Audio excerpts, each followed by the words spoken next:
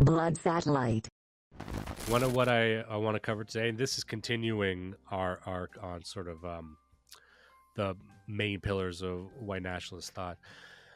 This one is, it's going to be a title you're going to recognize, Which Way Western Man?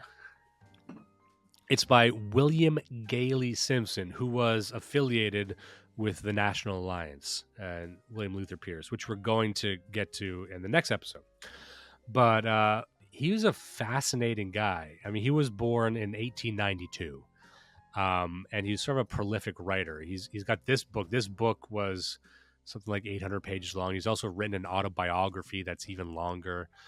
This was published by National Alliance. And he's had, his people know the name, Which Way Western Man, and that could kind of mean whatever you need it to mean in the moment. But I wanted to read this because I want to know, like, what is the question referring to? I thought this, because it's so long, there's a lot of this book that I won't cover for the same reason there's parts of My Awakening by David Duke I didn't cover, because it's just retreading the ground that we've covered before. There's huge sections on why the Jews are bad, right? There's going to be like 150 pages on here's what the Jews are. Here's what historically their relationship with Europe. Here's why they're bad. Here's how they work against us. And then it spends a lot of time, just like Duke, saying, okay, here's the background of eugenics, racial genetics. Why does that matter? So we all know that. I will say, if you never heard that before, this is a good book to read for that, right? It's written seriously. It's written thoughtfully. William Gayley Simpson is a very careful and serious person. But if I had to summarize really the through line of this book, it's that this is a guy who went from a devout Christian, perhaps as devout of a Christian as you could possibly imagine, to an anti-Christian Nietzschean. And I was reading this because when we think of Nietzscheanism, a lot of people, the reason I care about these books, and I don't know if I mentioned this on the last episode, is that a lot of people are beholden to the first book that kind of red pills them, for lack of a better term, so for someone like me, it might have been even like Death of the West by Pat Buchanan, something like that. Something I would have read a long time ago that really just kind of, it's all there. It's all this, it's saying stuff that I'd never heard them say in a way that's never been said before. So for a lot of people, the first book they read like that would be Bronze Age Mindset, or one of these other books, right? And I think that's a dirty, rotten shame. And you would think that Bronze Age Pervert, Costin Alameriu, he is the epitome of the Nietzschean, the modern Nietzschean outlook. And the more reading I do from other authors in the 20th century, like, there's so many fucking Nietzscheans out there that don't approach it in a weird gay way, right? And so those people will never have exposure to something like Which Way Western Man. And I think this story is a lot more essential because this is a guy who was raised Christian, and he lived his life for many, many years. He calls this Franciscan period, where he tried to live as Christ did, where he was trying to live in poverty and live on the street and do work for free and do good deeds, and he kind of preached at his church and stuff, but he walked the walk as much as a devout Orthodox Christian could. And then for that person to do a 180 and then reject Christianity and come to the same conclusions that like any of the anti-Christian Nietzscheans right now would come, I think that's a better story, because you don't start off as like an atheist and then become a Nietzschean. You start off as someone who really understands the Bible, but then you reject it. Like, I've never seen that before. And he goes into exhaustive detail at the beginning of the book. And and there's that whole middle part where he kind of talks about, the eugenics and the Jews and everything. But, I think by the end point, when he says which way Western man, the question he's really asking is which way, Christianity or eugenic Nietzscheanism and aristocratic breeding? Kind of the same arguments that Bronze Age Pervert and others are making, but in a more serious way. Anyway. But there's some part. So just based on what I said so far, did you have any thoughts on that? Yeah, my only initial thought is I have met or been exposed to people with that trajectory before, and my take or my impression of them usually is that they get themselves into they're whole hog into Christianity or into thing X for 10 years of their life, and then suddenly in an instant they change to something else and they make it out to be a big story. They tend to be narcissists. They also tend to be extremely mentally unstable in a handful of other ways. It's not a normal human thing for you to, first of all, it's not normally a normal human thing for you to be that fucking devoted to anything, let alone like being a fucking Franciscan. And then for you to go from being a Franciscan to being the world's greatest anti-Christian eugenicist, no. I'm sorry, but I don't trust you on just the mano a mano level. Like as a guy, I don't fucking trust you. You're insane. You're an insane person. Now, you're correct. It is an extremely interesting story. I'm very interested to hear what he has to say, but am I going to take it? Am I going to take it? I don't know. Yeah, well, that's the thing, because the arguments he makes won't be unfamiliar if you've heard the arguments from any of these other people, which is that, Christianity promotes equality, but we are unequal people. You know what I mean? Like it's not really a different flavor. Like even that, like that kind of argument. Do you mean Christianity as a true faith, or do you mean Christianity as the extant church? Because the extant church has all kinds of problems with it, but a lot of the problems with the extant church is that they are not actually connected to Christianity, the faith. So, and that's a whole other fucking discussion. But that's very top level. Like maybe this was more about you and the things you did and your personal experiences than it is about the faith broadly. Because you raise a good point there. Like it's not natural for people to spend their lives doing heel turns. So you'll see these people even in our space where it's like, I used to be a hardcore anarchist leftist, and now I'm like a national socialist extremist. Like how do you do that? Explain to me how that's insane. Because if you look at our lives, are a pretty non-extreme gradient. If you go back to us when we were teenagers, it's not like we were progressives in any sense. You more than anyone, like you were more. I think you've got less extreme over time, if that makes any sense. Like you were like you were talking about like Jew shit, like young, and then even I was like, whoa, what? But I came around. I'm more politically extreme, but I'm less violent, and I think that's just because I'm older. I'm less. Yeah. But you like if you were to meet us when we were in our early 20s, we wouldn't be like night and day. You know what I mean? But you meet these people who are like always switching. You would be meeting younger versions of us that you already know. Yeah. It's these people who keep switching up churches every few years too. It's like, oh, I'm a Baptist, but now I'm Catholic, and then now I'm Orthodox, and now it's just you're looking for an army in a sense, or you're looking for, I don't know, it seems like a fandom in a sense. But anyway, like that's a type of personality that you got to be careful for. And I don't know much about this guy, but yeah, it's strange that it would just be an about face like that. But he writes about his life here. I'll just read this to you, and you make up your mind based on this. He says, I turned down a call to the college church at Bryn Mawr, Pennsylvania, a church of great prestige and wealth, and went instead to a very small, broken-down church in a sordid and very largely foreign industrial district in New Jersey. There's no way in which I could be an honest man and remain a minister. In the meantime, immediately following my resignation, I accepted a position as associate director of what became the American Civil Liberties Union. I therefore quit my civil liberties job in the spring of 1919 and worked my way across the continent as a common laborer in coal mines in Scranton, in a steel mill in Pittsburgh, in the open pit iron mines in northwest of Duluth, with a railroad section gang in the Rockies, and half a mile down a copper mine in Butte, where a fall of rock came within a few inches of crushing my head.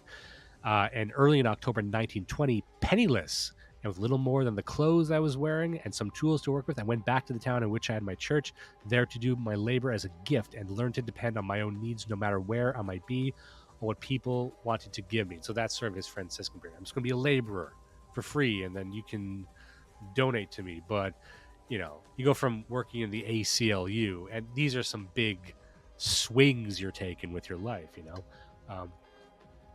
He said, By the summer of 1929, however, my faith in the course I had been following began to break down. I saw that a pure heart and will was not itself enough. The needs of my mind and a certain realistic common sense began to reassert themselves. Moreover, I was finding myself deeply moved by what I read in Nietzsche's Zarathustra. Thus, so he literally just read Friedrich Nietzsche and said, I think I'm going to abandon my entire life's work. I am this now. Yeah. Oh, this is my thing. It's like when David Icke saw The Matrix. Oh, that's my religion. So thus I came to be so shaken with uncertainty that I could not go on. And then followed, for some 4 or 5 years, a period of devastating skepticism in which I doubted everything I'd ever believed. I deliberately turned the heaviest guns I could find on my most cherished positions. For several years, I was in complete retirement, devoting myself to much study, chiefly of Nietzsche, and to constant thought about the profound problems that confronted humankind. And it was during this time where he had a friend basically buy him some land, which, you could do back then. You could buy 12 acres for $5 in current money. And then he built sort of a cabin for himself. And he just kind of lived there for years studying and ruminating about Nietzsche, which is very poetic, very artistic. If this was a film or the story, this would be a very evocative scene of contemplation. But it is also kind of crazy where, like, you just read Nietzsche and said, holy fuck, I've just been wrong about Christ this whole time. I mean, I'm sorry, but at least try. Maybe you can reconcile the two, but don't just say it's like, yeah, it's Jewish, which is what he says. He's like, yeah, Christianity is pretty Jewish, actually. Like, okay, I mean, I assume you've read the Bible, right? you weren't fucking prepared for that? The thing is, and I don't want to go on a whole thing, but like, it's such a common thing of people that say, oh yeah, the thing about the Bible is it's so Jewish. Like, because somebody told you, or you read the fucking Wikipedia article and you realize that there's an association between Judaism and Christianity, but you don't know fucking anything about either one of those things, and you're an idiot. I would tell you the comment that I received on one of the Vanguard's journal articles on Substack. It was this guy who apparently runs a hugely popular blog, but it was on, I forget what it was called, but basically it's one where I kind of mentioned Foucault in the context of, I'm going to talk about, some gay degeneracy stuff, and he's the expert as a gay degenerate. And then he was saying, you're just trying to run cover for Christcuckery, and he's like, first of all, Foucault is a pedophile. Second of all, the proclivity to kill criminals was a Christcuck thing. Because I made a comment about how in the Western mind, especially the Anglo mind, we have no problem separating the wheat from the chaff, or liquidating the most antisocial elements of our society, effectively removing them from the gene pool, which is why we can have these sort of advanced civilizations. He said, that's Christcuckery. And I said, well, I mean, if you're against pedophiles, those are criminals. Would you be in favor of pedophiles? I don't understand what you're saying. And he's like, yeah, I guess I'm in favor of them when they're raping Christian kids. I'm like, these are the types of people you're dealing with. That say Christ, like this, who read the Wikipedia page, as you say, yeah, Christcuckery, this is a Jewish thing. I guess pedophilia is okay. Like, within 2 steps, a guy to say some retarded nonsense, right? Yeah, they're not worth engaging with. They are actually just stupid people. It's not any more complicated than that. So I'll just keep reading some excerpts from the book because, would I recommend this book? I think so. I think I would recommend it just as an example, a very detailed example of the transition from a devout Christian mind to an anti-Christian Nietzschean mind, an aristocratic eugenic mind. I don't think that's been so comprehensively documented except for here. Maybe it has, but if you just want to see what that's like and hear the arguments, okay. But again, the arguments are kind of what you've heard, and I'm amazed he never heard them before or found them so convincing, especially if you're willing to live as Christ did. He says, I also, in probing the causes of the decay that manifests itself on every side of us today, I had to spend much time on the problems of human breeding. To what extent were we suffering from the fact that we were no longer the same people we once were, that our better elements were being outbred by our worst and worst. that the very caliber and character of the stock that founded this country had gradually but demonstrably and markedly deteriorated. Perhaps it was on this account that by 1941, a growing and hardening antagonism to my views, most marked as part of the university authorities, but also among my old friends, gradually led to the almost complete termination of my speaking engagements. So, let me just say, I don't disagree with what he's saying. There's a lot of the Nietzschean position that I don't fundamentally disagree with. Yeah, sure. I'm not anti-eugenics. I'm actually not. Yeah, no, of course not. Of course not. The issue I take with Bronze Age, pervert Bronze Age mindset and his selective breeding book are very specific.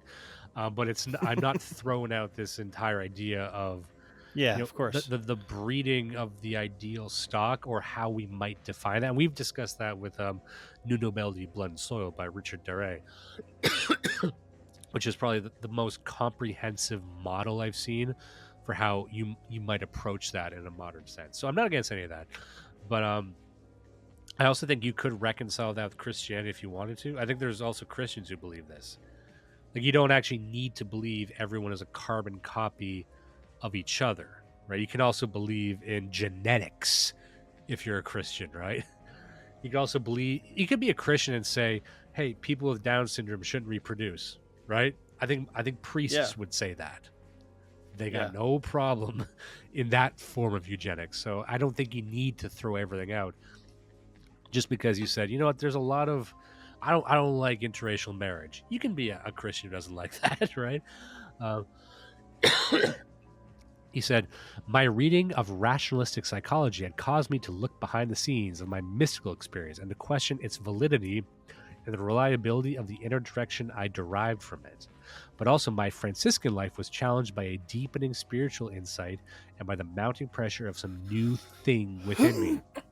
In our life in Wallington, we had, as it were, been laying ourselves down in the gutter because others had to lie there. But now I came to the conclusion this is not necessarily the best way to help a man, or even the truest way to show him love. Then, too, I doubted whether a Franciscan life was a true expression of my own makeup. I began to feel that to large an extent I had been under Jesus' spell. I had been in love with an ideal, with a picture in my mind the way Jesus had lived. And I actually agree with that. I agree with that. I think it was probably dumb to just wander around in the 1920s saying, I'm going to LARP as Jesus. What do you think about that? Yes. It was obviously dumb. It was obviously a fucking stupid Because you say, thing. is this the best way to help people? It's like, well, no, it's not. Like I said right at the beginning, the types of people that do this are people, whether it's autism or some other ailment, they're completely lacking in social intelligence. Whether it's the way that they interact with their community and the people around them, like whether the people around them are actually going to accept this and engage with you on a level that it becomes productive, or whether you have the social intelligence to read the Bible or you take in scripture and actually get the context in which it's being, you know what I mean? Because again, I think it goes without saying, when he says, well, I learned this, he didn't learn it from a priest, right? He learned it from his own autodidactism. He learned it from being a weirdo who reads all day without bouncing it off. Again, he's quite young, right? Without bouncing it off of somebody older with some wisdom. That's a great point. And again, narcissism, right? Narcissism, I said right at the beginning. These are guys who, at 18 or 19, without ever asking for any kind of proof, are convinced that they understand the entire world front to back, and that they're whatever they believe in right now is completely unquestionable, and they can't even imagine why they would bother to go and look for a mentor or a community who could guide them and kind of soften their edges. They never bother to do that, and then what happens? They fucking switch things every 3 years. He never mentions in the book, at least due to my recollection, that he consulted with a priest or a pastor or any Christian figure. It was almost like, I'm just going to be a priest now. I'm going to find a flock. And then he says, wow, that was a crazy thing to do. He says, maybe Christianity is fake. I'm like, no, maybe you should just talk to a fucking priest. Run this by someone else. Yeah. Even saying, like, I read the Bible and then I went to a small town in the middle of nowhere to become a priest. That sounds like a fucking snake oil salesman, man. like you're supposed to go to seminary, and then you join a church, and then you work within that church to find a location where you can serve the community. You don't just independently go and create a fucking church. That's somewhere between pure grift and like Yeah. creating a If cult. Jesus were here right now, would he just go to fucking Flint, Michigan and live in the gutter and try and work for free? Just fixing fences and pouring concrete and standing outside the fucking Home Depot. I don't think so. He'd pull dents on people's cars and make a YouTube channel. Like, do you think if Jesus arrived now, he would just be? Do you think Jesus would LARP as Jesus if he arrived now? No. Like, but again, it's a guy totally lacking all social context. And so just to continue on his critique here, because I think this really is the meat of the book, other than his essays on what's wrong with America, what's wrong with race and stuff like that. To me, the beating heart of the story is his relationship with Christianity and Nietzscheanism. Without trying to psychoanalyze him, too much, but rather than contrast him against people we know who've done stuff like this, which I don't think we're being unfair to him. I think you'll find guys like this in your life who do similar things. But he says here, Jesus is for everyone, so the church has taught, but practically all the world takes for granted. But in trying to make the teaching of Jesus a teaching for everyone, it was inevitable that the teaching should be dragged down to the level of those whom it was preached to. That is, it was perverted into the opposite of Jesus. Organized Christianity has looked too long and too far afield for the Antichrist. The Antichrist is none other than Jesus himself. That's a bold claim. With absolutely no support. This guy really is like the ancestor of BAP. Yeah. He says, for Christ is the name for which Christianity has made of Jesus, and what Christianity has made of Jesus is the opposite of what Jesus himself actually was. The church has taken away the man's belief in his innermost self, which is his belief in life. It has taken away his struggle, without which there is no growth, no fulfillment, and is not, as it were, told the seed that it was a life and death necessary to struggle. To get its own roots deep into the soil, to food and drink, to force its tender shoots upwards to the sky, to sun and the air. So he's basically saying that Christianity lacks a biological vitalism. And he's trying to say that's what Christ represented, but that's not what... See, there you're almost getting like, are you criticizing Christianity as the religion or just the church, Yeah. Even by his own words, he's criticizing the church. But by his actions, he didn't abandon the church. And this is something I've gone through. I abandoned the church. I didn't abandon Christianity. I abandoned the church because it's idiots. But he abandoned the entire faith, which shows he didn't understand the fucking faith to begin with. Yeah, he's obsessed with Jesus, and he thinks that Jesus was... he goes into it like here. He says, the life Jesus lived under the drive of this purpose had little in common with the life we have seen ascribed to the Christ. This whole orthodox theological conception of Jesus' life I've had to sweep away as rubbish. So it's like he's more obsessed with Jesus as the guy, and the guy who did things, rather than the Son of God in a sense, right? Like he's trying to separate Jesus of Nazareth, the man, from the mystical Christian context, the Son of God, which is a wild thing to fucking do, in my opinion. Like the whole orthodox theological conception is the problem. Like, well, then he's just sort of a historical figure who was crucified then. But and is that just how you understand Jesus? So your entire thing was, I'm going to just keep crucifying myself because that's what Jesus would want me to do. It says, in or out of wedlock, Jesus was born in Nazareth of Mary and Joseph. The miracles really do not enter into the picture of him at all. The death did not affect any change whatever in any God, and was unnecessary to such an end. Even in the days when I had theological or metaphysical God, there's no place for any blood atonement. My God was no Shylock who demanded money on the counter before he delivered goods. My God was like the sun. So there you kind of get an idea that, oh, you never really understood what this was. Like, you think, like, what are you even saying there? You're saying that, yeah, Jesus was a guy who was born, but that is, the miracles don't matter. The resurrection doesn't matter. His death matters, but his resurrection doesn't matter. I'm like, well, how do you figure? Like, what the fuck does that even mean? That's crazy. Like, you don't... again, I feel more strongly now. He's a guy who read the Bible, but he read the Bible as an atheist independently, came to his own conclusions without talking to anybody. Like, again, there's 2,000 years of tradition across all kinds of different cultures. At least top somebody else, unless you're such a narcissist that you don't think anybody else's opinion matters. It's insanity. Yeah, like, it's, even if you're an atheist, even if you're not a Christian, for the listeners who are pagans, let's just appreciate that, where I think you can understand, even if you don't like any of this stuff, that to say that I want to emulate the life of Jesus, but like the resurrection, the Son of God stuff doesn't matter. It's just this guy. But it's like, why? I don't understand. I don't understand why you'd want to emulate Jesus' life if he's not the Son of God. Then he's just a guy born in Nazareth. Then he really is. He really is just a dude doing miracles. But then you also take the miracles away. It's like, okay, so he is a dude. I mean, he's a good guy. He said a lot of good stuff. But you know who else said a lot of good stuff? Every Christian since. Like, I don't know. well, the miracles are pretty important. Why people care, and being the Son of God, and a lot of stuff emerged from that. Like, I don't know. So he's just a guy you read about. He's like, I'm going to live like that in 1920s. Like, what the fuck is wrong with you? He thought he was Jesus. My God is like the sun. Okay, then worship the sun god. That Jesus doesn't even factor into that at all. What a loon. This is where he gets a bit more extreme. He says, of course, it will be pointed out rightly enough that all this amalgam of Jesus and Paul in the course of the centuries became heavily encrusted and more or less deeply permeated with Aryan additions, a theology, a theocracy, an art, eventually a Nordic feudalism, which I generally agree with, I think. But at the bottom and heart of it all was the Jew. The instinct in nature to need of a breed of men that was Nordic felt alien to himself and inferior to himself too.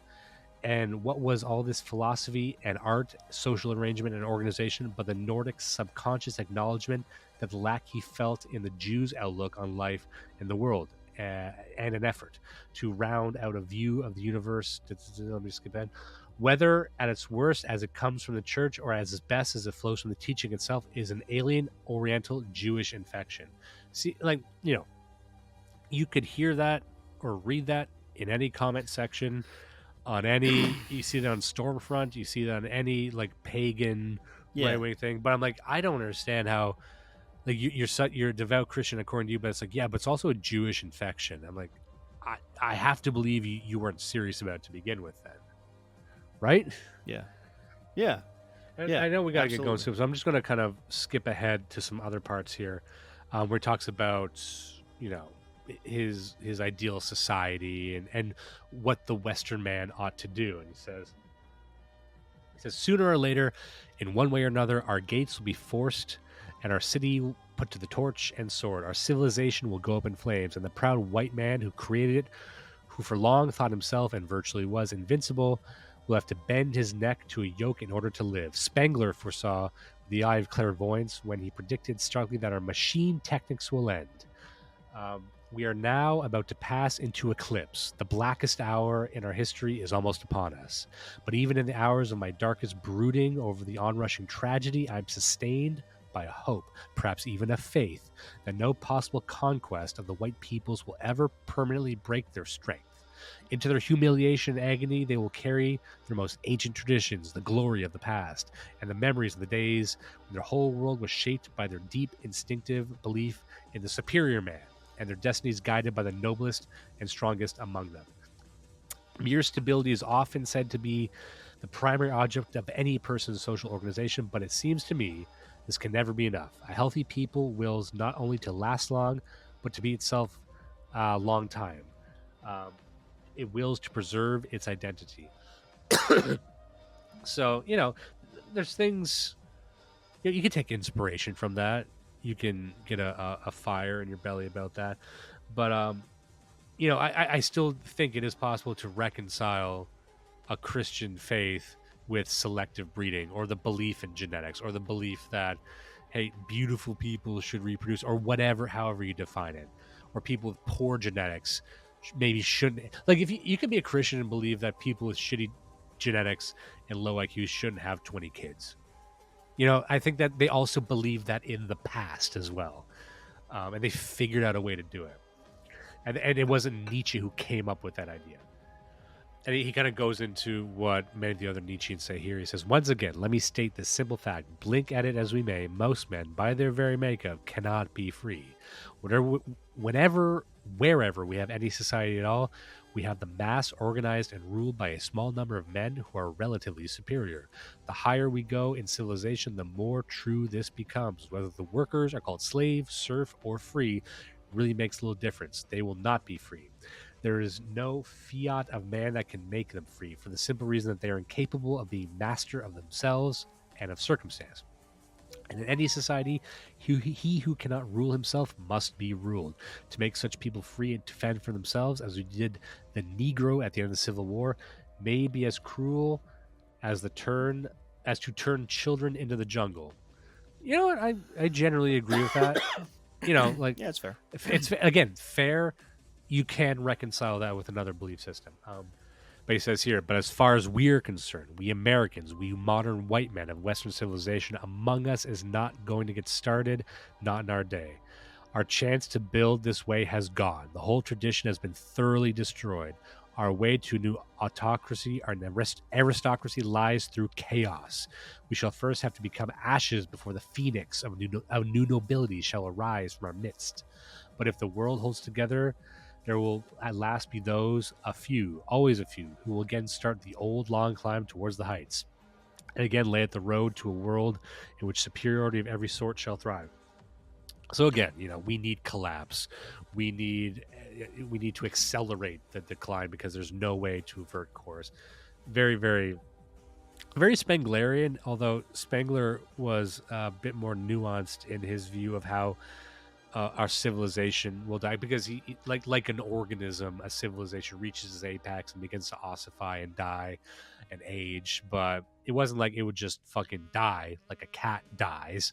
The decline of a civilization is very, very complex, and the fall of Rome took centuries, right? So the idea that the fall of America could take like 10 years, which is what we all secretly think, I don't think that bears out.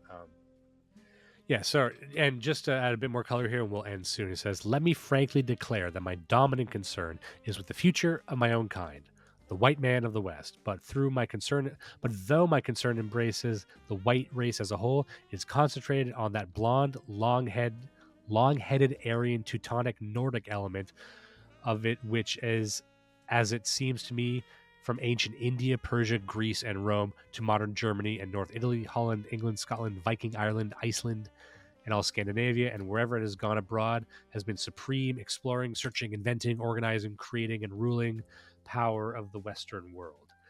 So, even most people, when they talk about the Aryan, they think blonde hair, blue-eyed, but he's also including fucking Italians in there too. So I think very progressive. Yeah, very progressive. I think people who really adhere to the Aryan outlook probably wouldn't include, Indians. I mean, if you go deep into the Indo-European thing, yeah, it again sounds like he has a very surface level understanding of it, and he's acting as though he's an expert. He says here, in any case, the white man in the U.S. is confronted with the grim dilemma: remove the Negro or die. From this, there can be no escape, and no greater right is known to man than the right to save his own breed and his own civilization from destruction. In fact, the Jewish Moscow government, though neither the existence of that government nor the existence of its communist movement was at stake, nevertheless, for the mere furtherance of both, not only moved millions of people from the Sudetenland, the Baltic states, the Balkans, and other countries to replace them with other human beings of totally different stock, but actually murdered, starved, or otherwise killed a total of 25 to 45 million people. In contrast to all this, such moving of Negroes as we propose, though to be sure, where necessary, it would have to be enforced. It would be carried out with all possible humanity. So he's just saying, like, we could just deport all the blacks.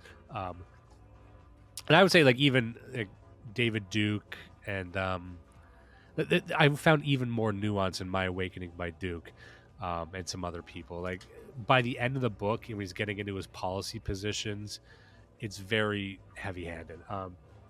And here's his last policy position, and we'll end here. He says, let us remember, however, that just after the First World War, the ruling body of the Church of England considered a motion to relax the monogamous standard until England had made good the loss of 1 million of her best men in the struggle.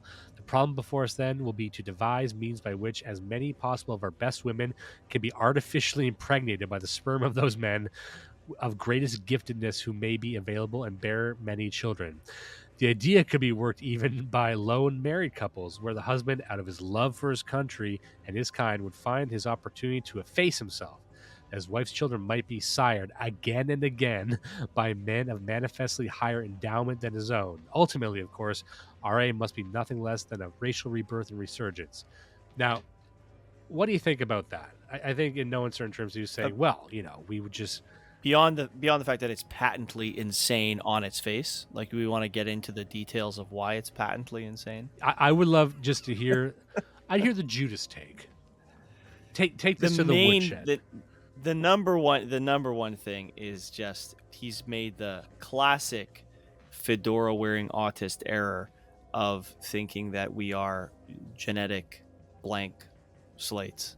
I guess you can have like pure nurture or pure nature. He seems to believe in pure nature, but he doesn't. And saying that we're pure nature, that all that matters is the father's genetic stock. And to be fair, I hear people in our own sphere say that all the time, and I think they're equally as retarded. Can the best man in the world just be with every fucking dumb bitch? The best man in the world can be with every dumb bitch, and those children are then raised fatherless in poverty, and they will somehow create the greatest civilization. Like, have you considered that maybe family and community and faith and the institutions that bind us together have anything at all? I'm not even saying they're primary, but do you think that maybe they're necessary? And if you don't think they're necessary, can you give me a single fucking example of even a society you like? Not even our society, which is the best ever, but any society that lasted more than two fucking generations without those ties to bind them. Are you out of your fucking mind? Like, that is so wild. How about let's just impregnate every woman with, let's pick the top 1 percentile of genomes and impregnate every woman on Earth, and we'll have a super race. Yeah, a super race of illiterate monsters who will eat each other, and we will all be extinct in literally 18 years. You are a menace. Entire blonde retards proliferate. Like, Imagine the number of them that will be born with fetal alcohol syndrome. Oh my god! Alone. Yeah, like I said, Richard DeRay in New Nobility, Blood and Soil, I think gives the most reasonable way to do this, because you need a way to filter and select for the genetic stock. And he says, well, a lot of these ancient bloodlines are corrupted or dead, and after World War I, our best young men were just ground up and crushed. So it's like, well, we need a new filter to select for the best breeding stock. So how about it's for veterans of that war? And we're going to leave it up to them to pair up, right? You find your wife, and we're going to hope that you find the best one, because we believe that you are the best stock. All right, so then you sort that part out, and then we're just going to pour money on top of you. Well, guess what? We'll give you a few acres of land, your house, and we're going to encourage you financially to have as many kids as you can. But you will already select eugenic capitalism. This is eugenic. So when I say eugenic capitalism, I mean it's the understanding that the person best suited to make the decision what to do with their genetic capital is the owner of the genetic capital. If they're so strong and smart, why do you think you can decide for them? If you were so smart that you could decide, you'd be the stud fucking all the hot chicks. But you're not. You're a weird philosopher in a basement. The guy with the good genes should decide who he's going to breed with. Your job is to help get out of the fucking way. And if you have any power over policy, to incentivize that man to have as many children of his own volition as possible. But otherwise, get the fuck out of his Also, way. It's like, let's just do a thought experiment now. Like, we always talk about this hypothetical perfect man. We find the perfect man, the apex of the Western man, and just have him breed. Like, okay, who would that be now? Who is it? But by which metric? Is it by intelligence and status and influence? Then is that Elon Musk? Well, no, he's like fucking gross weird. Okay, so then who's like the most like masculine barbarian guy? Andrew Tate? Obviously not, right? He's fucking ugly too. Okay, you see what I'm saying? Like you can keep Is finding. it Chris Langdon, the man with the highest Yeah, IQ? the man with the highest IQ. Who's like a weird socially autistic failure? Yeah, and doesn't have any of the physical qualities that you would want. Is it Yeah. like So which is it? like any of the astronauts? Like to be an astronaut requires high IQ, and actually Yeah. needs 5 degrees to do it. But are they the most physically fit? Are they Aryan? Are they blonde hair and blue eyed? Because I guess if they're not blonde hair and blue eyed, then they don't get to do it. You see what I'm saying? Like, find me the guy. Is it the guy who choked out that black person on the subway? Remember him? He's going to court, right? He's kind of like a fit guy, and he looks heroic. But like, I'd he's nominate just him. I'd nominate him. But he's also just a guy who choked out a black guy. Is that it? You know? Yeah. Well, it's faith through works. Is what Exactly. Okay, we found one. We found one guy that should fuck every woman, right? But also, like, I just love that point, which is that you never hear the women brought up. Because I'm sorry to say, guys, a child's genetics are generally around 50-50. They tend to tilt one way or the other. One kid could look more like the father, more like the mother. You see that all the time. Yeah. It's in aggregate, it's 50-50. Yeah. But it's like they are half of the mother. So I don't think any of these motherfuckers have a metric with which to judge the best woman, because I think they think, yeah, women's intelligence doesn't matter. Women's, who cares what she's, but I'm like, your lack of interest in the quality of women and you thinking that you kind of employing a bit too much misogyny, thinking who gives a shit, they're all the same. That is the death of this entire project. You just have never thought about what a high quality woman looks like. You just think it's a woman who's not a whore, but like, I don't know. It's just you thinking every stud just fucks everyone's wives. I'm like, that's so ludicrously stupid. It's crazy, yeah. Anyway, because it's also like, because why wouldn't the highest quality man find the highest quality woman, or the lateral move anyway, right? And that's where new nobility blend soil makes sense. Like that sorts itself out, and then we apply money, capital, freedom, whatever later. Right. That's the closest I've seen it. Anyway, we have to get going now. This has been a good episode. I think I talked myself into not recommending the book, but I would, if you want to know which way Western man, the way isn't letting 20,000 guys taller than you fuck your wife and just sit there going, yep, this is good. This is good. I'm doing this for my children who aren't mine. Yeah. Yeah. And remember, what is the alternative to letting every guy in the city taller than you fuck your wife? The alternative is Christ. Yeah, the alternative, according to this guy, is so but not a hard choice to make there. But also, according to him, not the Son of God, just a man named Jesus of Nazareth, who just was wrongfully accused. Yeah, we're getting late. So what I'm going to do is I'm going to jump right into this book that I had read recently, and this is continuing on our thematic arc of sort of like the history of white nationalism, or some of the big pillars of thought. And what we're going to talk about is now, last time we discussed William Gayley Simpson, and he wrote Which Way Western Man. We discussed that at length. Now, that book was published by the National Alliance, and that leads us into the individual I wanted to discuss today, which is William Luther Pierce, otherwise known as Andrew MacDonald. Andrew MacDonald was his pen name that he used to write perhaps the book he's most famous and infamous for, the Turner Diaries, and also Hunter. Those are just fiction books that told the story of the race war. The race war, remember that movie Civil War that came out recently? It was basically that, except it was, here's what would happen in a race war. If you've ever heard the phrase, the day of the rope, that's where that comes from. And also, I wouldn't even call it a dystopian book, because the good ending of the story is one of self-sacrifice, where the white people just win and kill everyone. So it's not even portrayed as, like, it's portrayed realistically in the sense of there's a lot of brutality in it. There's a lot of this is what would happen. However, it doesn't condemn the war itself, which is interesting.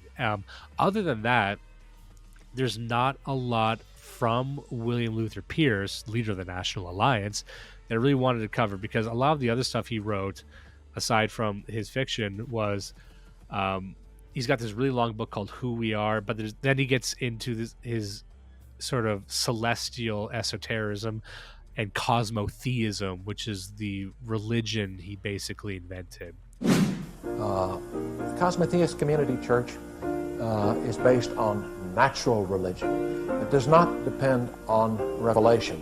It does not involve supernatural authority, but only natural authority.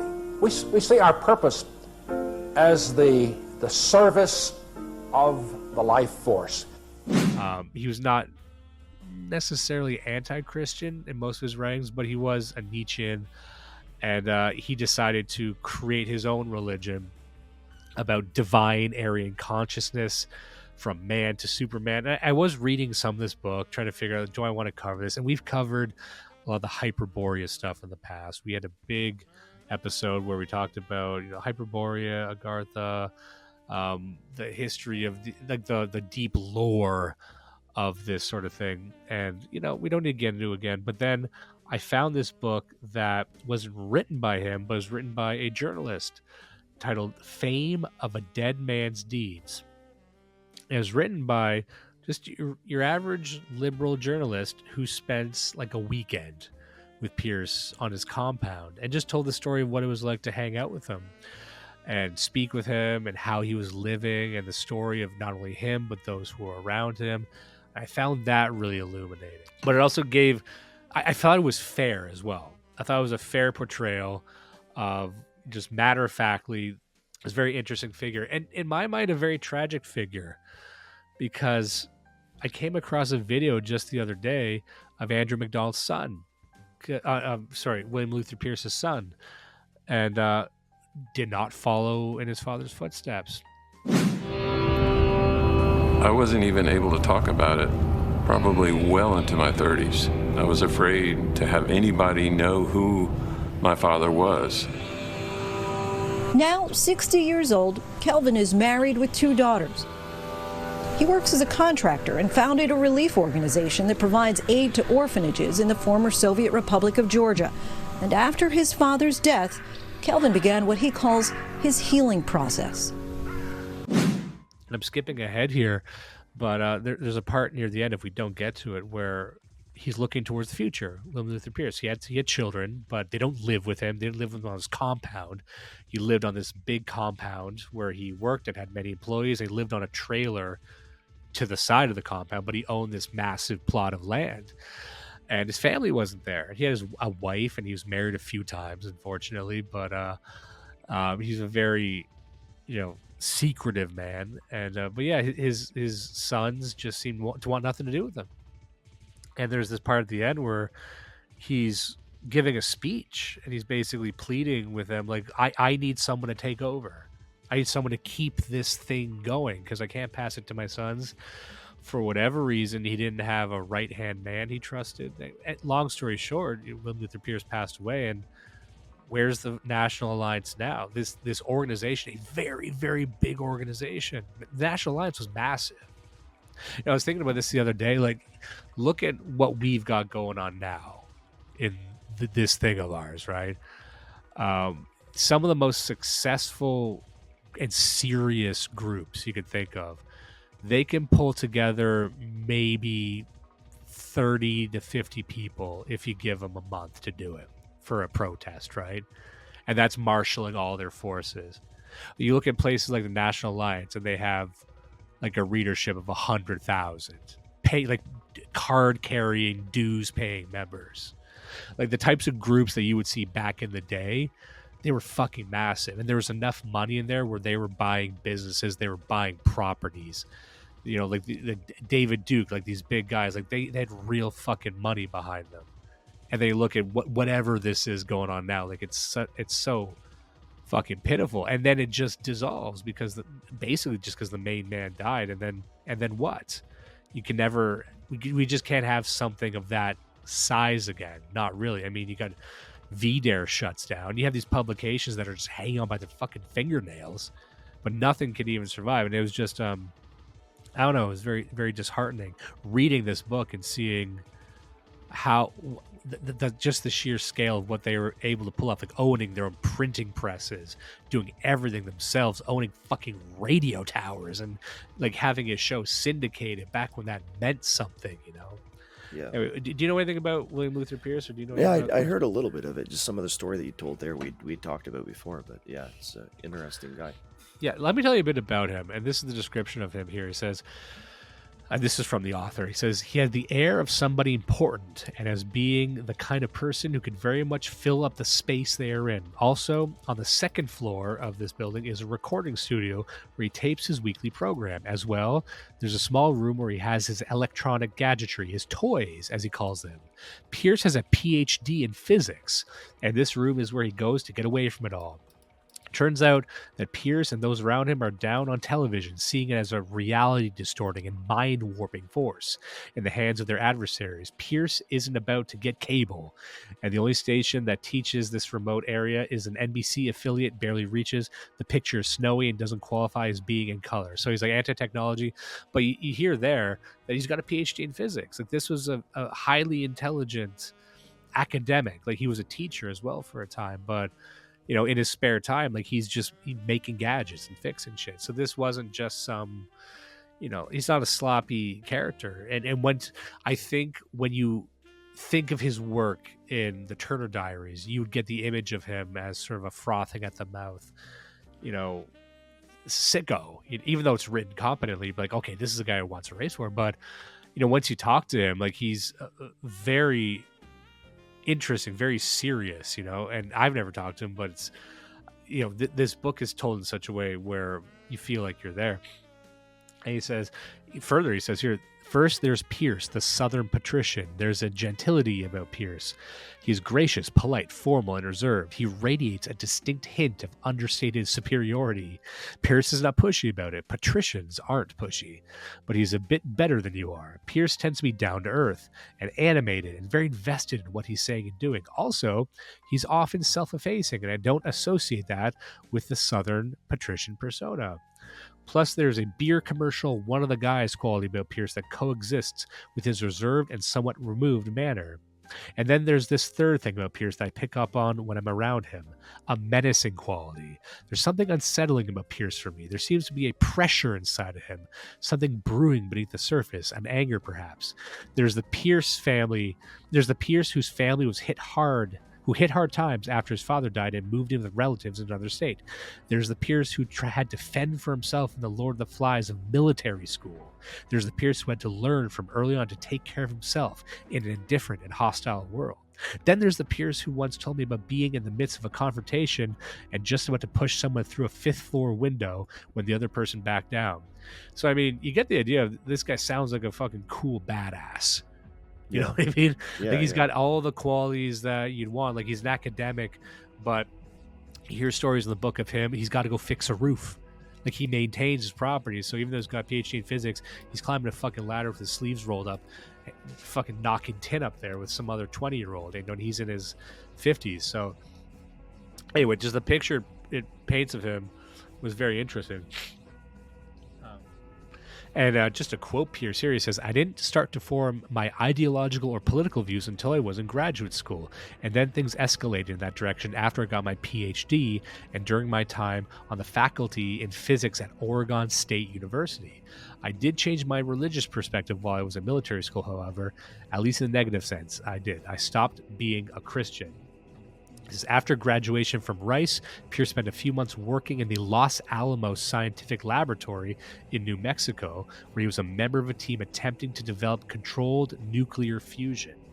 He then continued on to graduate studies at the California Institute of Technology in Pasadena. After a year at Caltech, he accepted a position at the nearby Jet Propulsion Laboratory, where much of America's interplanetary exploration program was developed. After 15 months at the Jet Propulsion Laboratory, he resumed his graduate studies at the University of Colorado in Boulder, where he first got a master's degree in 1962. He was awarded teaching and research assistantships, which covered his tuition and living expenses. So, like, again, this isn't a guy who just got his PhD, frivolously, but he did leave it soon afterwards. Like, he had this career, this very serious career in fucking working at jet propulsion laboratories. and he chose to step away. He chose to step away to basically start a publishing company of white nationalist literature, and that to me is fucking wild. And some would say that's foolhardy, I guess, because he had a wife at the time. You know what I mean? Like, could we do that? If you this is your life's work. Guy on a mission for sure. Yeah, and just like we talked about George Lincoln Rockwell, these guys are possessed by a mission and they're willing to sacrifice everything.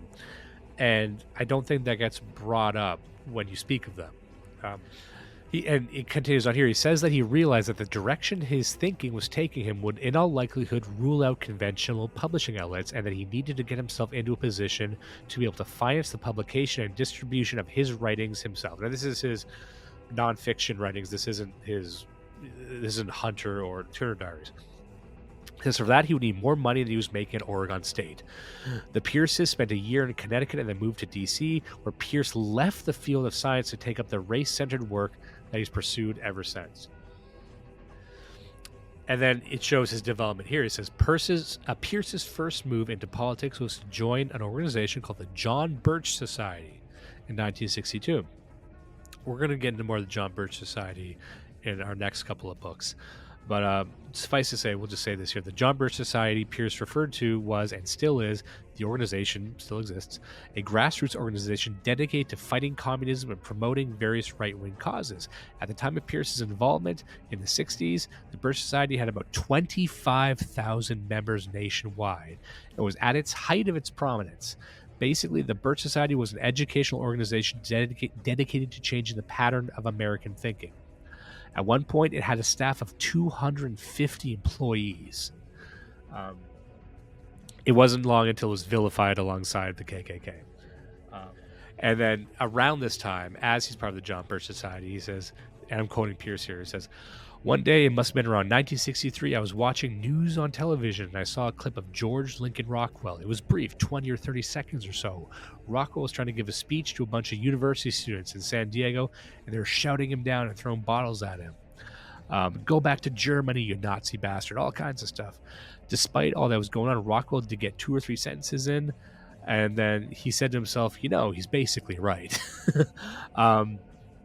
However, he continues here, Rockwell didn't have any philosophical influence on me, but I did learn many practical things from him, how you get a publication printed and so on. When I was living in Connecticut, I used to drive down to Washington every weekend for a period of several months. I sat in Rockwell's office and watched and listened and absorbed as much as I could of how he was going about things. Telephone calls would come in. Members of his organization would come and talk to him. I would talk to him just like you and I tried to orient myself in exactly what it was I could do. He was an unthreatening person. You could ask him anything. And he said, after I'd known Rockwell for a while, I approached him with the journal idea. And he said that's exactly what he'd been thinking about too, and we ought to call it National Socialist World. I thought the title was bear in mind, and I said, okay. Rockwell had already done sketches for the cover layout. We talked about some more, and I told Rockwell I couldn't work with the kinds of people he had around there. He had a lot of really defective people around him, and so it had to be completely separate from the operation. He said, what I need from you is half the money to get the journal launched, the use of your printing plant, and your mailing list. All put together. Rockwell went with that, although when it came time to pay the printer, he didn't have the money, so I had to pay for the whole thing myself. He kind of goes, I'm just getting into his view of Rockwell, which I think is interesting, about how he was really ingrained in that scene, but chose to separate from it, tried to take the National Alliance, or what would become the National Alliance, away from that. And he says here, the sensationalist approach, the publicity stunts and so on, it just wasn't dignified. It looked foolish, and really what we're about is no laughing matter. If you put on a show, as he was doing, calling yourself the American Nazi Party and waving swastika banners around in front of the White House, if you come on with an incendiary approach, most level-headed people, even if they think of themselves as National Socialists, are going to be hesitant about getting involved in that kind of circus. Rockwell had gathered around himself a group of people who were, for the most part, quite defective in one way or another. They were cripples. Things were in constant chaos, one damn thing after another. People were fighting with each other and organizing mutinies. People had to be gotten out of jail. I thought to myself, I couldn't put up with this. I think that just verifies what we were saying on previous episodes about the American Nazi Party. Like, you have to look at the types of people you want to attract, and the types of people you attract early on are very, very important in any movement, in any sort of group. Because if you get the wrong sort of people that form your inner circle, like, that's just going to replicate going outwards. Then you're just going to end up surrounded by kind of versions of those type of people. Very often they are defective people. Either they are people who simply can't function successfully in society, that is, they are losers or antisocial misfits looking for company, or they are escapists or adventurers who don't really want to serve our cause, but who are looking for some politically incorrect diversion, some politically incorrect self-gratification. And they hope that we will be able to provide that gratification for them. And that's the last thing in the world that we want to do. He kind of goes into the internal disunity of the party. He says, after Rockwell was shot, I did join the American Nazi Party. Rockwell had responded to me and been a kind of anchor, and I'd launched a magazine with his help, and I didn't feel I should walk out. So it was these other guys, and Cole, Lloyd, and I trying to keep the organization going. I made up my mind during the time that if I was going to stay in this thing, it was going to have to evolve into something more effective than what it was. Cole was an admirable guy in many ways. For one thing, he was very reliable, but he wasn't very imaginative. To figure out what would take to figure out what to do, he would take Mein Kampf and see how Hitler did it in 1928. You know, some of those people. I said, Jesus, Matt, we've got a different situation now. For one thing, wearing uniforms was normal back in Germany. Everybody did it. Even the Catholic Party had uniforms and flags and so forth. But doing it in America now makes us seem weird. And I just love that statement. Like, he put it so clearly, even back then, even back when this was written, even back when he said it.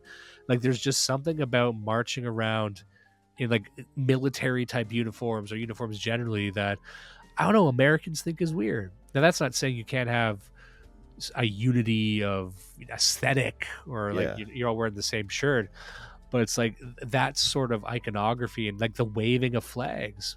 You know what's interesting? Like, I heard this story recently that I forgot to bring up on the previous episode, but I read a story about a protest that was here in Canada outside of some government building, and it was about these young guys, I assume were in a nationalist party. They were dressed all in black, and it was anti-migration. They'd spray painted, put up signs, said, "Migrants go home," things of that nature. Leaders and organizations in Hamilton are condemning a protest that was held at Jackson Square this weekend. As Julie Sharp tells us, demonstrators were seen in photos on social media wearing masks and holding a banner that said "Mass Deportation Now." But they were not tied to a group. No one knew what group did this. It was just guys dressed in their balaclavas and dressed in black, but no one knew who to pin it on. There was no website, there was no name, there was no banner. And I said, I've never seen that before.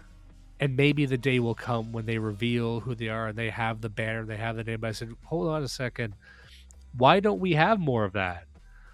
Why do we need banners? Why do we need team names? Why do we need logos and slogans?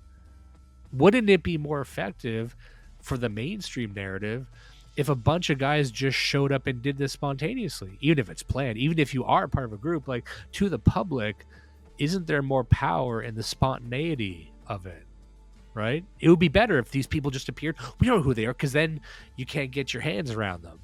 You can't trace them down. You don't know where they came from. You don't know where they're going. So just in terms of persecution, they're very, very difficult to find and infiltrate. But then also there's a mystique about that.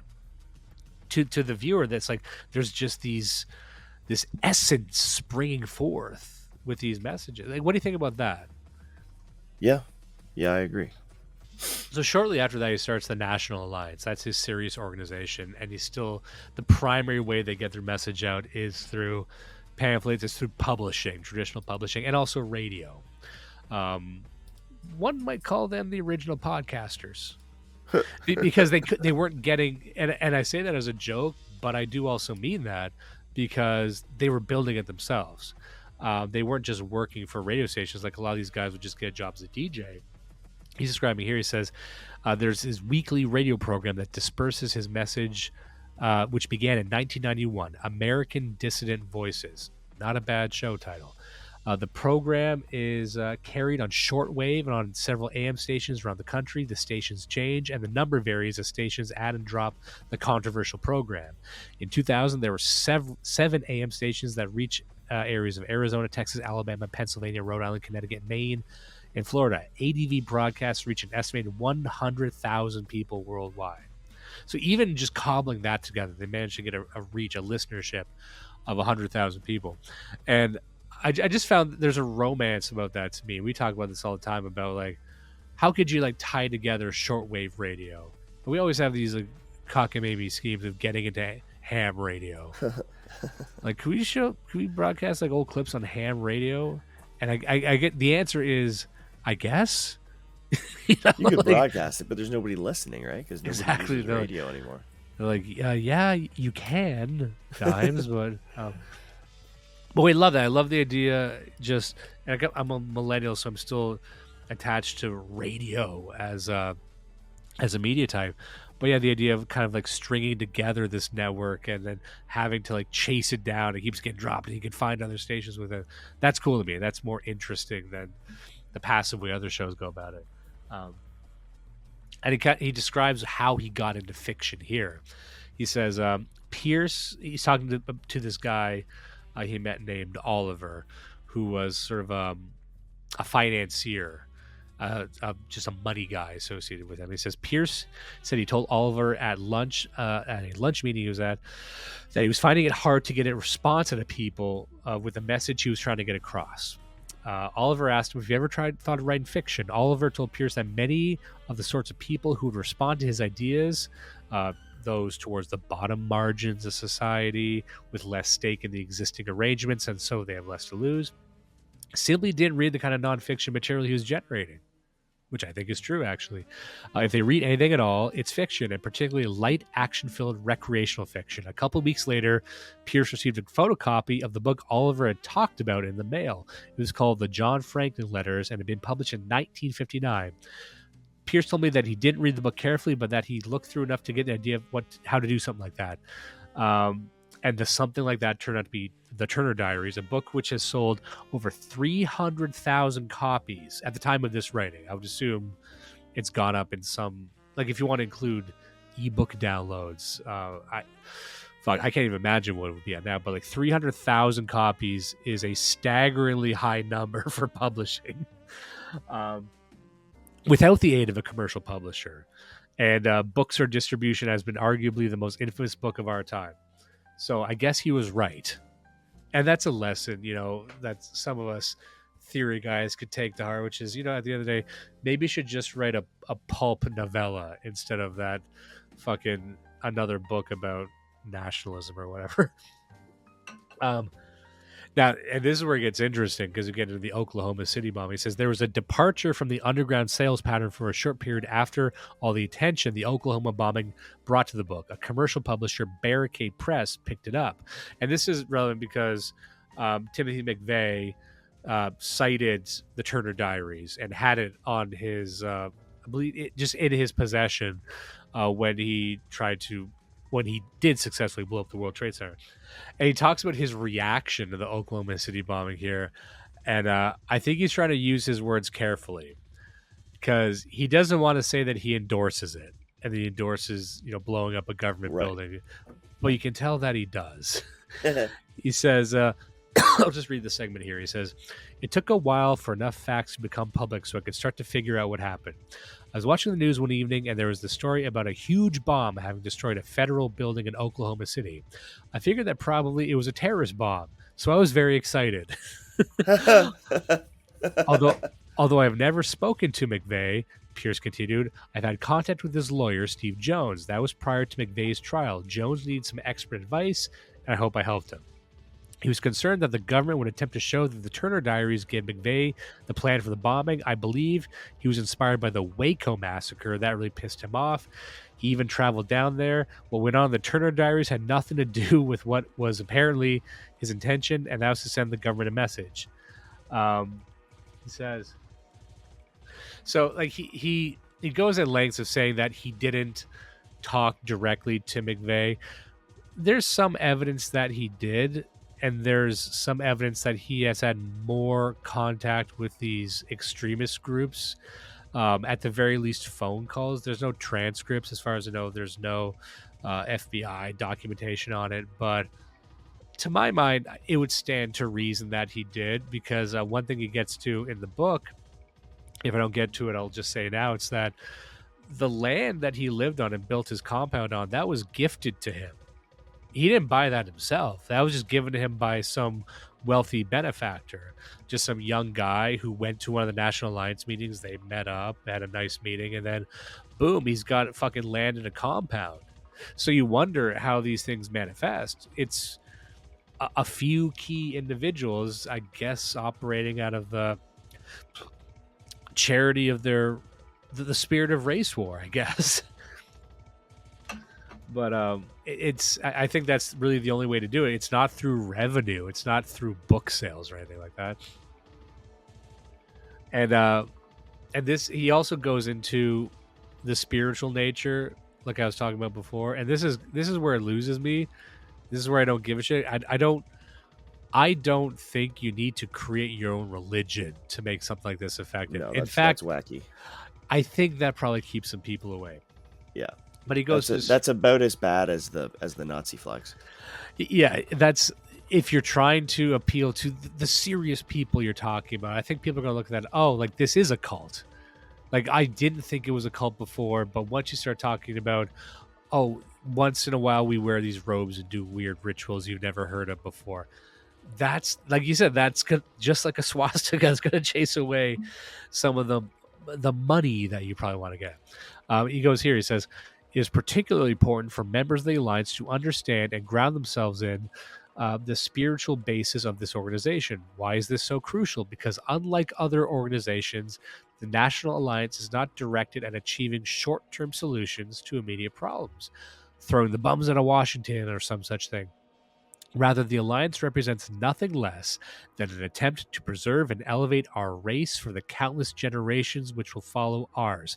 Our sights are not on this year and next year and the next election, but rather to eternity. And because of that, the Alliance is geared towards a very long struggle.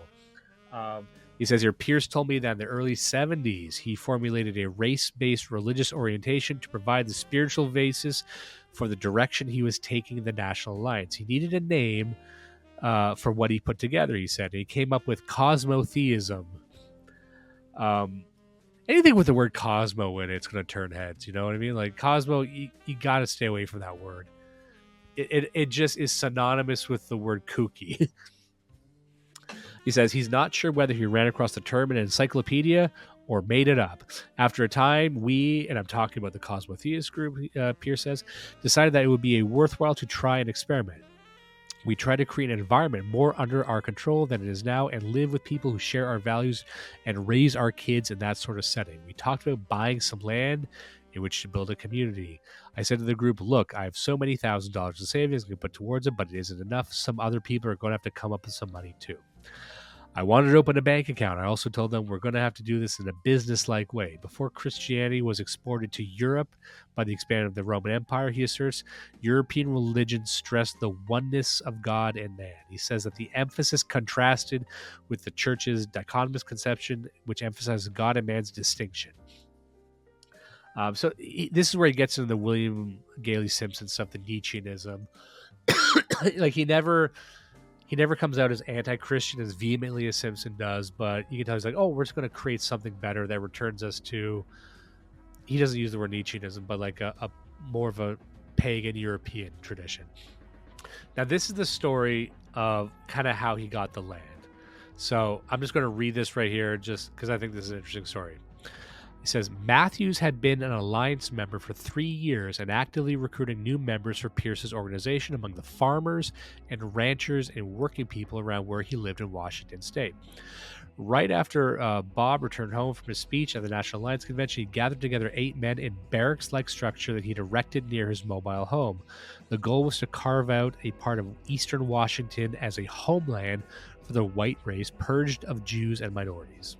They would use the Turner Diaries as a blueprint for getting that done. Bob told the group he'd set up a plan. This is Bob Matthews we're talking about. He said it involved robbing pornography stores and pimps and counterfeiting money as a way to raise funds. I'm hearing some good ideas. Hey, not bad idea. It also involved assassinating both Jews and Gentiles who were contributing to the destruction of the white race. Now, that's a bit muddier, but sure. A 6-week-old daughter of one of those present was placed in the center of the circle as a symbol of a Caucasian future they were pledged to create. Uh-oh. Now we're getting into children and circles and rituals here. Don't like that, but okay. She stared up at the figures looming above her in the glow of the candles. The group captured the courier of an armored car while it was parked in front of a Fred Meyer's department store and made off with $43,000. And they hit another armored car, this one parked in front of a Bon Marché, and the take on that one was $500,000. As for terrorism, The Order, this is where we're talking about the group The Order. This was the one that Bob Matthews founded. The Order bombed an adult movie theater in downtown Seattle and a Boise, Idaho synagogue. Again, in a very Pierce-like moment, I'm saying, look, I don't endorse it, but neither bomb did much damage. They began talking about whom to assassinate. People threw out names ranging from Henry Kissinger to David Rockefeller to Morris Dees of the Southern Poverty Law Center. Wow. The one they wound up taking out, however, was a controversial Jewish radio call-in host from Denver by the name of Alan Berg. They used some of the money for salaries, and most of them quit their regular jobs. Money went into things like mobile homes and a ski condo. They also purchased 110 acres in Idaho and 160 acres in Missouri to use as paramilitary camps. Money went for all trained vehicles and guns and ammunition. Now we jump ahead.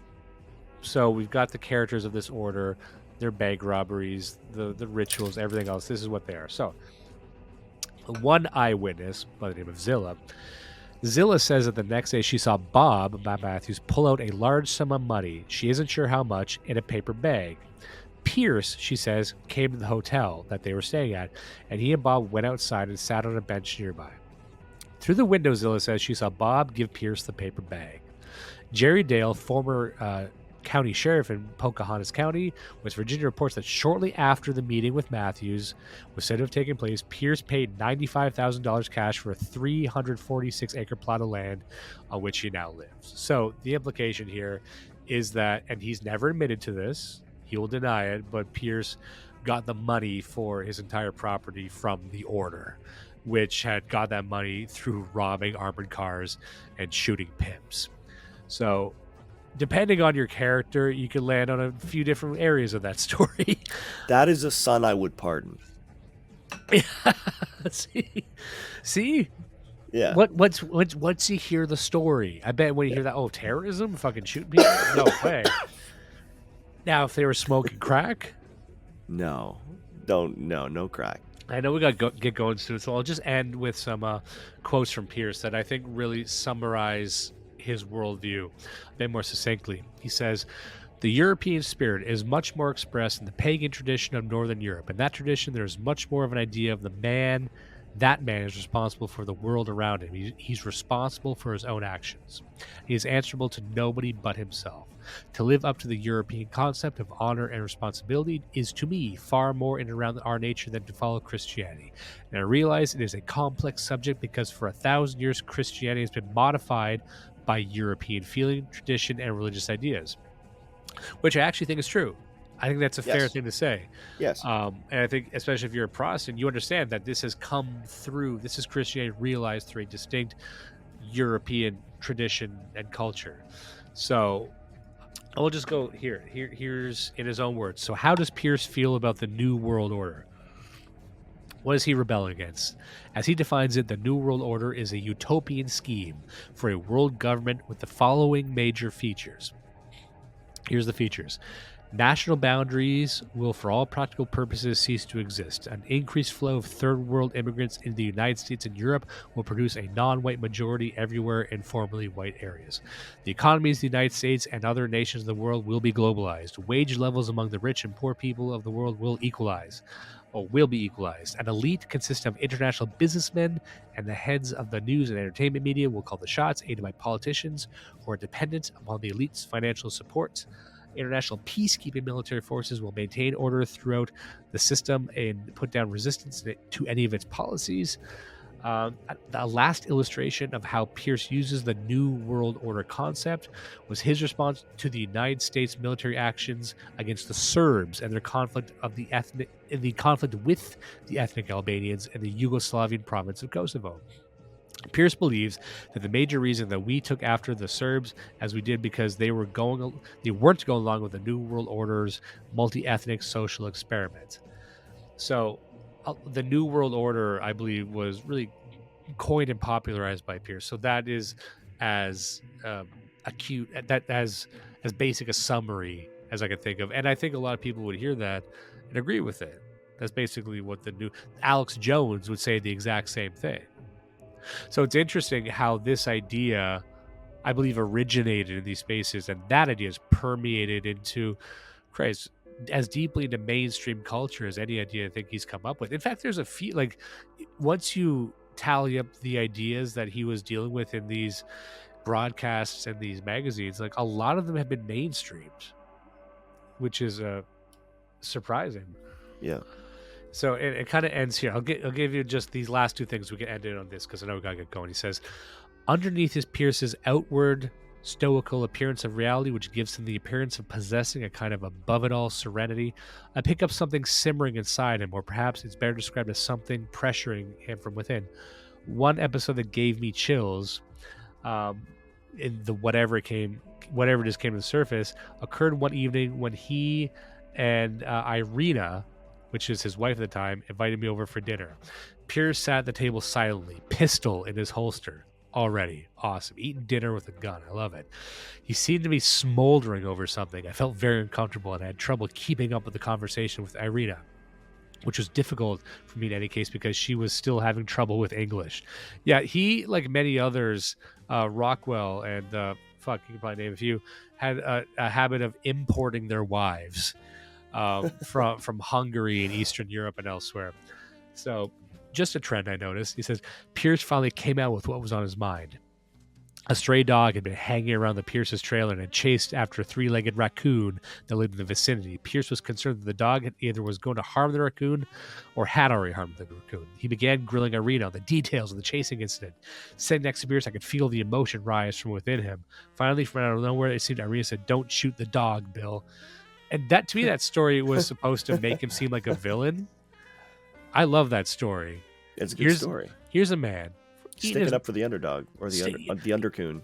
Yeah, he's got an affinity for nature, and also don't shoot the dog, Bill. Like that could be, depending on the tone, that could be taken in like, don't shoot the dog, Bill. Say like that, or please don't shoot the dog. Like you've shot so many dogs before. Like that's the implication of what he's saying. Like no, like he made friends with a three-legged raccoon. That's a children's story. Yeah. I could sell that in a bookstore. Old man Pierce and his three-legged raccoon friend. He's always got a big gun. It's like a Looney Tunes gun. He's always shooting dogs. He's always chasing those dogs off his property to protect his crippled friend.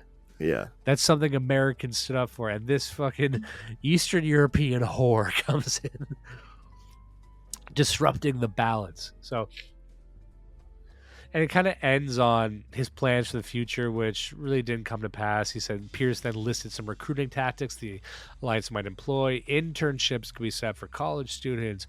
Ways could be sought to reach young people through the music he listened to. But it really paints the picture near the end of a man who realized that he was the head of this organization. He didn't have anyone to pass it along to, not really. And he was concerned that it would just die with him. And he gets very somber at the end, and he's saying that, I just hope this thing I did matters. I just wanted to matter. And he's speaking very matter-of-factly as a man of his age. And you read that, and we all get there. We all, he committed his whole life to this thing, and he did build it up. But we all reach a point, as successful as we are in life, as great a monument as we might create with our own sweat and labor and capital, if you don't have someone to pass it on to, and if you have not gathered a team, a crew, a community around you to keep it going, I mean, just look towards these organizations. Look towards anything that didn't have it coded into its central operating system. Like, where the fuck is cosmotheism? Yeah. Nigga, you made a religion. Is it still out there? I doubt it. And that's sad to me. Even if you don't like William Luther Pierce, you see this all throughout society. It'll probably happen to you one day if you're not careful. If you don't take the time early on to have a mentee, to have a protege. And maybe it's your son, maybe it's your fucking daughters, maybe it's just someone you adopt and try and help them be the man that can take control of this. It takes a long time, but if you don't do that, these things kind of just fucking die, and then once they do, nothing else really moves in to take their place. And that to me was the true message of the book. Of this, I think you could call him a great man, like a great academic, a serious man, who also lived off the land and did everything right. Not loving the mail order brides, but whatever, weird pussies exempt. Everyone gets concessions. Like, hey, as long as you're not out there just raping it or taking it, you can be with a big dumb oaf lady. Good for you. If that's the worst I have to worry about, yeah, we're laughing. It's like the cornball thing. It's like, you can be forgiven a bit of cornball shit. Yeah, but again, it's like, and we'll get to this next episode when we discuss For My Legionaries, but it's like, you get the sense that he had employees, he had a space, he had the mechanisms, but he just didn't have a team. He didn't have a crew. He liked being alone. He liked being in his room. He liked being singular. And he just never got that fucking religion off the ground, I guess. But you can't live like that. It has nothing to do with your temperaments or your likes or dislikes. It's like, this is the only way you survive. Anyway, at the risk of repeating myself, we'll just end it there. So I really like the book. I think it's a Fame of a Dead Man's Deeds. There's a lot in there that I didn't get to cover, but it's a great overview of this type of organization that existed during that time. Do not let the rapists win. Listen and love Blood Satellite.